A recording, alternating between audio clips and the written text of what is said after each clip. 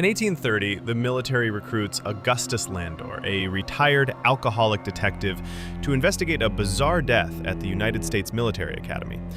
Landor, a widower haunted by the memory of his daughter, soon learns the grim details.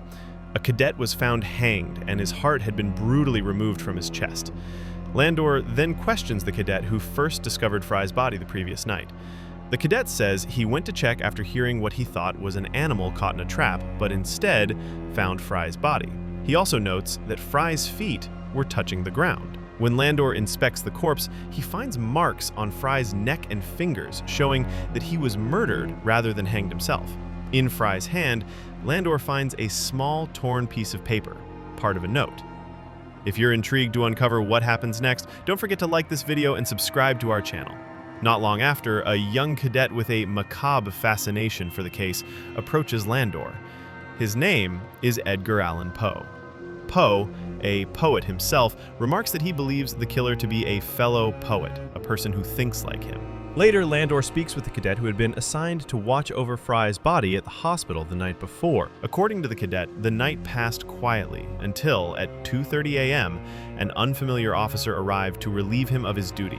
The darkness prevented him from identifying the officer's face, but he observed that the stripes were missing from the man's left shoulder. That night, while visiting his usual watering hole, Landor unexpectedly encounters Poe.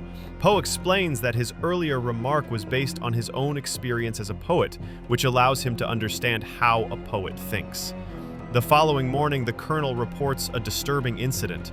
Both a cow and a sheep in the area have been found dead and mutilated, their hearts removed. Landor quietly seeks Poe's assistance in interpreting the torn fragment of a note taken from Fry's hand. Not long after, Poe arrives at Landor's home with his findings, explaining that the message was written by the killer to lure Fry away from his barracks for a secret meeting. The next day, Landor visits the morgue in search of further evidence. Spotting a bucket filled with ice, he begins to suspect that the stolen hearts were preserved using ice cubes.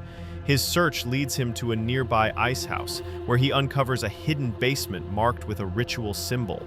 After receiving a message from Landor, Poe meets him there, and together they conclude that the murders might be connected to black magic practices. To verify this, they turn to Landor's friend, a professor knowledgeable in ritual symbols. The professor identifies the marking as a magic circle associated with an immortality ritual, which demands the hearts of unclean animals, unbaptized children, and hanged men. Following this revelation, Landor instructs Poe to quietly mingle with the cadets in hopes of uncovering anyone who might be involved in occult activities. Over time, Poe forms a friendship with Artemis Marquis, the son of Daniel Marquis. One evening, as a group of cadets gather together, the topic of Fry's death comes up. Ballinger speculates that Fry took his own life out of despair after Leah, Artemis's sister, rejected him.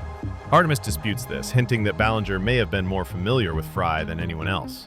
Later that night, Poe is caught wandering outside by the colonel, who promptly orders him back to the barracks. Meanwhile, Landor wakes from a troubled sleep and, in a moment of hallucination, sees his daughter standing before him. Gripped by sorrow, he breaks down in tears, recalling Mathilde's favorite dress. At Fry's funeral, his grieving mother hands Landor her son's diary, hoping it might help solve the mystery. Strangely, the diary contains nothing but unreadable symbols. That same night, Poe and several other cadets are welcomed into the Marquis' household. Seizing the chance to impress Lee, Poe recites tender, romantic verses. The following day, while on an outing, Lee suddenly collapses from an unexplained ailment but quickly recovers, continuing their date as planned. That evening, after Poe walks her home, Ballinger ambushes him and warns him to stay away from Lee. Fortunately, Landor arrives just in time to break up the fight. Enjoying the story so far? Don't forget to like the video and keep the journey going. The following morning, the colonel informs Landor that Ballinger has vanished. A search party is dispatched, and they eventually discover him hanging, his heart brutally removed. Daniel notes that the incision appears far less precise than Fry's, hinting that a different person carried out the act. Irritated and running out of leads, the colonel begins to suspect Poe, pointing to his altercations with both Ballinger and Fry. Poe admits to the disputes, but firmly maintains that he is not guilty.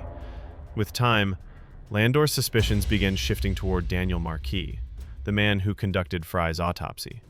On one visit to the Marquis residence with Poe, ostensibly to pay respects after Ballinger's death, Landor quietly slips away while Lee entertains the guests on the piano. During his covert search, he uncovers an old officer's uniform missing its stripes, matching a description he had heard earlier. Not long afterward, the colonel delivers grim news. Another cadet, Stoddard, who had been close to Fry and Ballinger, has gone missing. Landor suspects that Stoddard has fled, fearing he might be the killer's next victim. Turning once more to the professor for insight, Landor learns that the occult rituals they've been investigating were devised by a man named Henri Leclerc. When Landor sees Leclerc's photograph, he is stunned. He had already spotted that same picture in the Marquis house. Landor confronts Daniel, who confesses that he had turned to black magic in an attempt to cure Lee's seizures. At first, the treatment seemed to help her. Meanwhile, Poe's feelings for Lee grow stronger, and he promises to obey any request she makes. Taking advantage of his blind devotion, Lee drugs him. When Poe regains consciousness in the ice house, he finds Artemis and Lee preparing to remove his heart for their ritual. Landor arrives just in time to save Poe. In the chaos of the struggle, the building catches fire, trapping and killing both Lee and Artemis. Poe is taken to the hospital, while the military commends Landor for bringing the case to a close. A few days later, as Poe recovers, he pays Landor a visit. While there, he notices that the handwriting on the note fragment discovered in Fry's hand is identical to Landor's writing on a note he himself once received. Connecting the dots, Poe's heart sinks with a terrifying realization. Landor himself, the man he had come to admire, was the killer. 2 years earlier, Mathilde had been brutally assaulted by Fry, Ballinger, and Stoddard after attending her very first ball. Deeply traumatized, she ended her life by leaping from a cliff. Landor, consumed by grief, hid the truth from everyone, claiming she had run away, but secretly, he swore to seek revenge. Though Mathilde could not name her attackers, she had managed to steal a chain bearing the initials LF from one of them, an item that led Landor to identify Fry as the first culprit. One night, Landor enticed Fry to a remote location and hanged him. When a patrol cadet appeared unexpectedly, he abandoned the body where it hung. By chance, Lee and Artemis later removed Fry's heart for their occult ritual, unintentionally covering up Landor's crime. As the investigation continued, clues in Fry's diary revealed to Landor that Ballinger was the second assailant. He killed Ballinger as well, mutilating the corpse to make the murder appear connected to Fry's death. When Poe confronts Landor, he reveals that he possesses 2 notes whose handwriting matches Landor's, tying him directly to the killings. Landor quietly leaves the choice in Poe's hands. To his surprise, Poe burns the evidence and bids him farewell. Sometime later, Landor stands at the cliff's edge where Mathilde ended her life. He releases her hair ribbon into the wind and rest, my love. If you love diving into gripping movie recaps like this one, make sure to hit that subscribe button. Stay tuned, we've got plenty more stories in store.